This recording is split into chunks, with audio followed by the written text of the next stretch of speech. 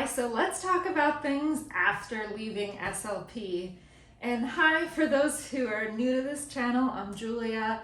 I'm still a licensed speech language pathologist who did travel therapy assignments for over 10 years, and in that time used travel therapy and the flexibility of it to develop other skills that help me leave the field of SLP.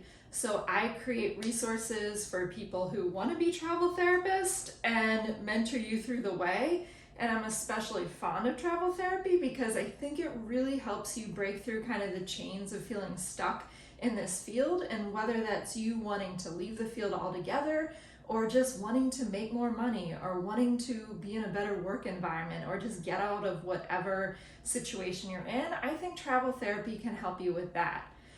So if you are a follower of this channel, you might have noticed I hadn't posted in a while. A lot has been going on and I'm in a new location. I'm no longer in my sound booth in the co-working space I was in. I'm in a new place now. So I left my home I was living in Hawaii back in June. It's now August. I ended a long-term relationship I was in that I was cohabitating with that person. So I made a huge move. I moved out of my apartment there and basically crossed the Pacific with all my stuff, my dog, and my car, and landed in California. So that's why I haven't been making YouTubes. I've been doing a lot. Oh, and I had a surgery. I also had a surgery too. It was an elective surgery though, so I knew it was gonna happen. So a lot has happened in this time, and one thing that happened was I kind of left SLP. So when I was living in Hawaii, I had a PRN job, and I wasn't getting called in a lot, but I'd go in like maybe once a month, twice a month. I was still working at the hospital a little bit, and as long as I lived there, I would have continued to do that. I really liked the hospital I worked at and all the people there. But in me leaving, I quit that job. I was also supposed to do my BLS like the week after I left, so I'm no longer BLS certified. So even though I have my state licenses, I feel like I'm kind of not a therapist right now because I don't have my BLS and I don't have a SLP job. So what am I doing? I'm working for myself. I do digital marketing and social media management for other people primarily, and also through this channel and my Traveling Traveler channels where I teach people how to take travel assignments. The bulk of my income comes from me doing social media for other people, and I'll be transparent, like I'm not making near what I was making as a traveler right now. The bulk of my income is from me doing social media for other people. And then I do make some off of this channel, but it's more like supplemental. It actually costs quite a bit to run all of this stuff that you see through the Traveling Traveler, the website, and all that stuff. So I'm making less than I did as a travel therapist. But even with a big cut of income, I have to say, not working as a speech therapist, my life just feels dramatically better overall.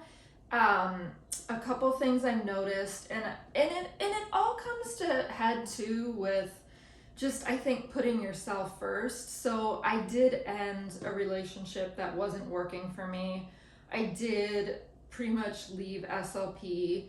I put myself first in a lot of ways, just prioritizing my mental health, all those things. So you might even notice I've lost some weight. I actually realized I was binge eating in my relationship and binge eating after work. Like I would stress binge eat. So I would stress binge eat when I got home from work at the hospital, and I would stress binge eat in in stressful situations in my relationship.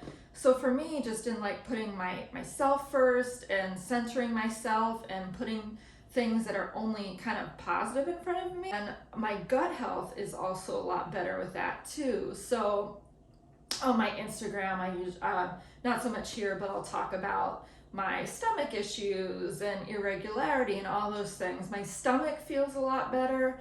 my mental health feels a lot better, and just my body and health feels a lot better. So is that all from like leaving SLP?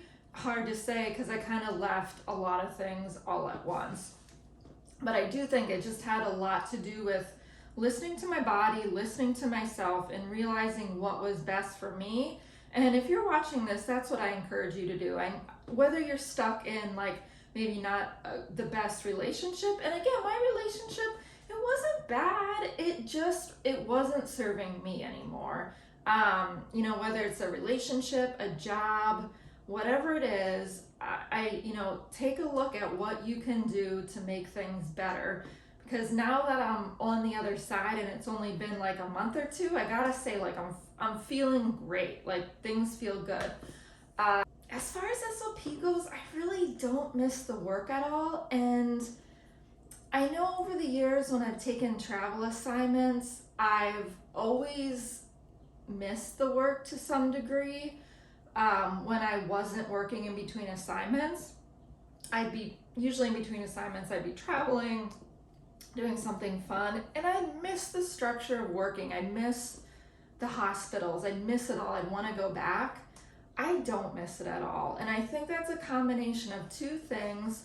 One, I actually have another job. So even though I work for myself and I work from home, I have structure. So just in having another job, I don't miss SLP. And two, I think things just went so downhill during COVID that it's not the same places we used to work at. It's not the same. It doesn't just feel the same anymore. A lot of the joy seems to be taken out of a lot of the relationships with coworkers, and things have gotten more stressful. So I don't actually miss the job at all. Do I think I'm gonna go back to SLP?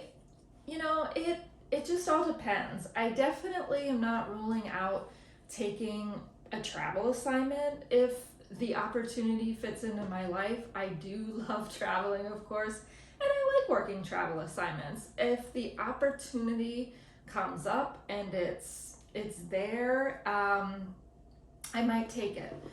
I was recently asked by somebody if I'll, keep my licenses and if I'll pursue SLP permanently in the future. This is what it's going to boil down to. I think every year when my licenses, or every other year when my licenses are due to be renewed, I think I'm going to look at where I am, and if I'm happy in my work and fulfilled in my work, and if I like what I'm doing. And then I'm also going to look at where the state of SLP is, like where the field is. A lot of the reasons I left SLP was because I wasn't happy with the systematic issues within the field, issues like reimbursement rates going down, private equity, private investors in healthcare trying to increase profit margins by driving down patient care and making us basically like factory workers trying to make as much money as possible. I've been unhappy with the evidence, and especially in the field of dysphagia, that we don't really have evidence to support what we're doing. Among other things. So I think for me to go back to the field, I'd really have to look at where I am and where the field is, and if those two meet, because I do generally enjoy the work, and I'm not crossing it out altogether, but those are the things that would have to come together for me to take another SLP job. So I will be renewing my licenses the next cycle whenever they come due. I think I just renewed California. I'll renew ASHA, and I'll continue to provide resources, especially for traveling therapists, because I wouldn't be here if I wasn't a traveling therapist. And I think there's a lot of value in using travel therapy as the kind of hill to get you from being a clinician to being out of the field. I think there's a lot of ways you can use travel therapy to transition. So I'll keep on providing content, and also just to make any of you out there that kind of feel alone in the field, or like you're an outcast, like I've always felt, just to let you know you're not alone, and there's others out there, and you can stay in the field, you can be a travel therapist, you can leave, but you're definitely supported. So it's good to be on YouTube again. Bye.